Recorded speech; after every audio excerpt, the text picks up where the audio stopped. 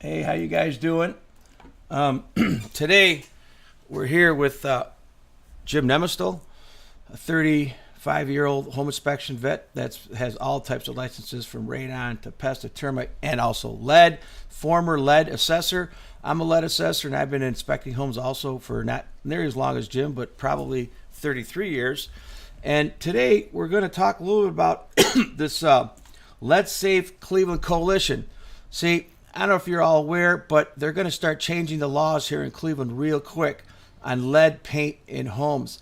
And it's going to affect probably just the landlords. And so it sounds like this law that's going to pass, or actually they're going to want to enforce it within the next 2 years, Jim, right? Yeah, well, let's go back a little bit.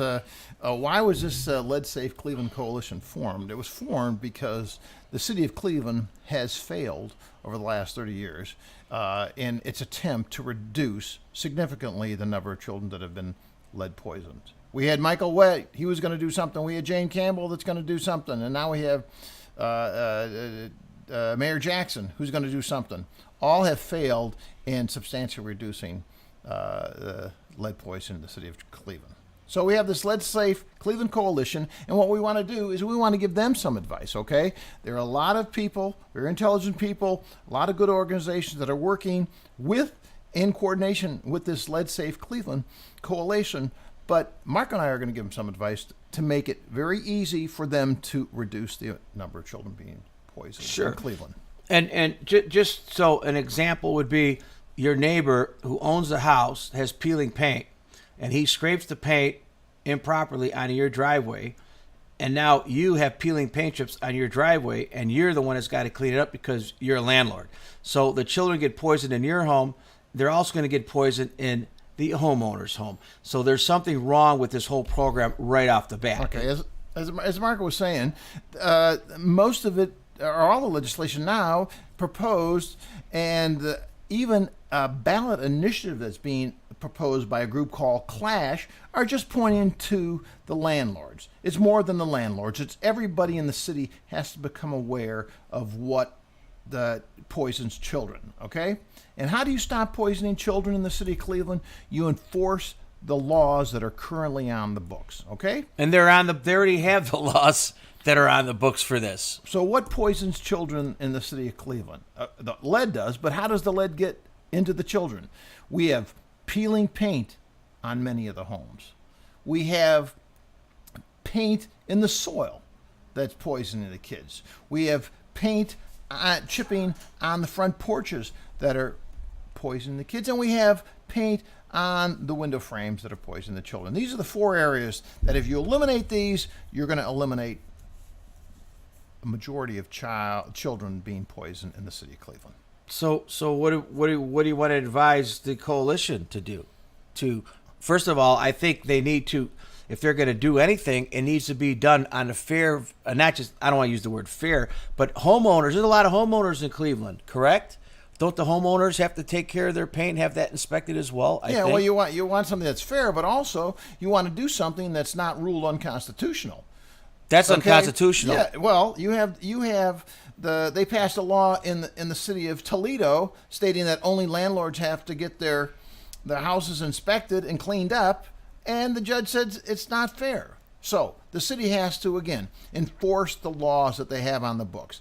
And if they want to really make a critical impact, and an impact as soon as possible, they'll go to the areas where the children are being poisoned the most. And where are those? Well, we hate to name neighborhoods, but you go to Glenville and you go to the St. Clair Superior area where you have some of the oldest homes in the neighborhood. Deal with these areas first. Put these on the priority list. Okay? Well, Fleet's got some peeling paint. Yep. And you know what? We're not gonna say Tremont doesn't, because they got old houses in but Ohio City. Yeah, but Tremont's been, gentrified. Ohio City's been gentrified. Yeah. Where are the kids being poisoned the most? Let's put it that way. And people know, the city knows where the kids are being poisoned first. You want to pinpoint those areas and deal with those areas first. Go through, find the homes with the peeling paint, cite them. Find the homes with the old windows, eliminate them. And one more thing, they not only do they already have codes on peeling paint, but they also have rules, the EPA certified rule. In the city of Cleveland, you need to have a certified EPA workers. It's a class that you take. It's 1 to 2 days, and you have to register for this. This way, the people have to hire a contractor who is certified by the EPA, or even a lead paint contractor or a lead paint renovator. Okay, so they already have this law. I'm not sure they're even enforcing this EPA. They're not.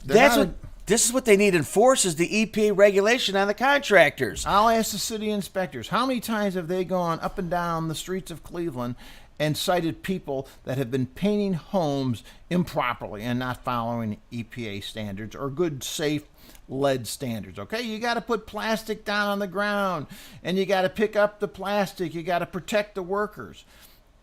It has to get out to the public on how to adequately deal with lead.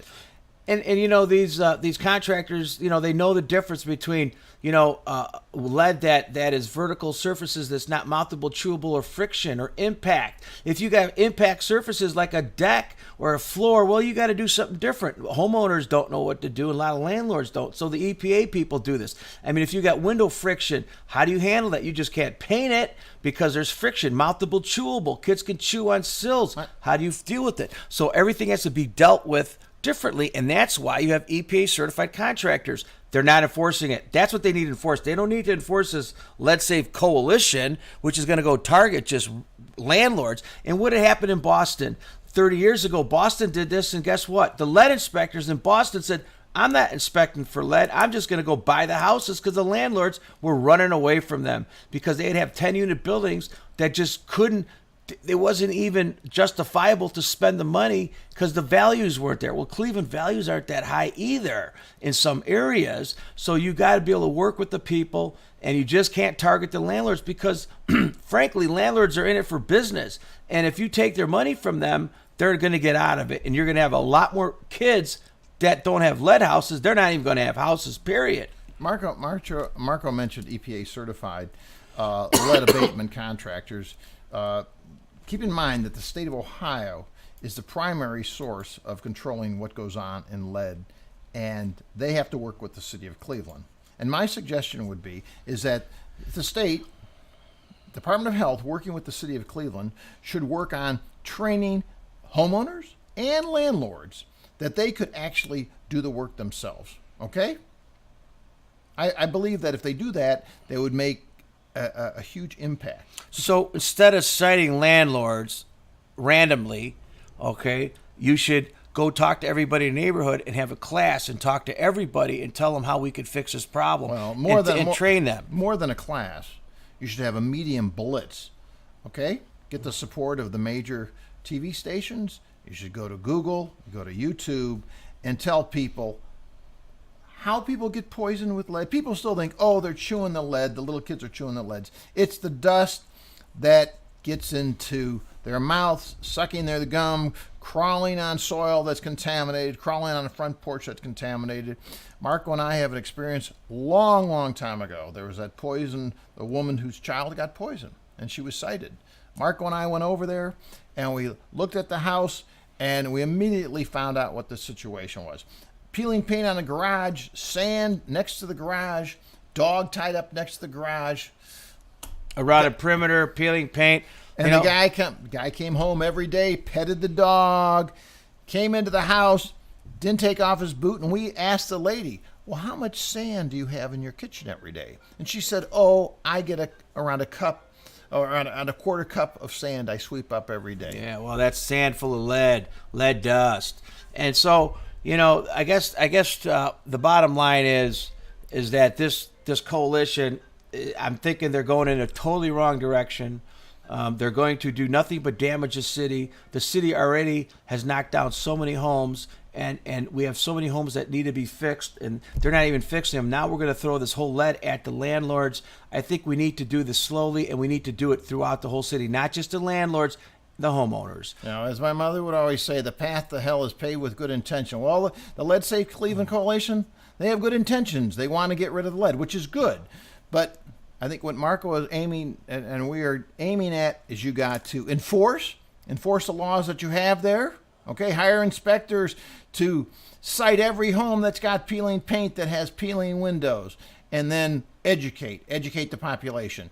Okay, and if they think, they're saying, oh well, this isn't going to affect the investors, you know what?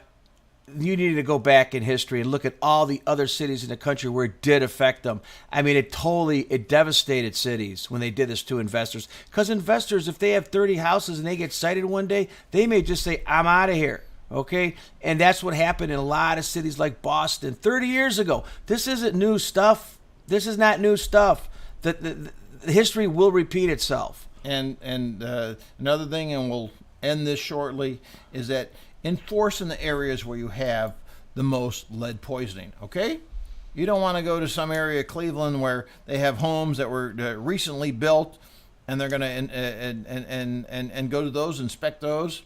They should be homes, of course, that were built prior to 1978. And even start with the oldest homes. Start with the oldest neighborhoods. Start with the neighborhoods where the kids are getting poisoned the most, and then work outward from there. So basically, if you guys have any comments, leave them below. We're going to do this a couple more times. We'll keep you updated on the Cleveland lead scenario. We'll talk about it again. Jim will come back. So why don't you leave some comments below, and we'll bring them up at the next time we do this.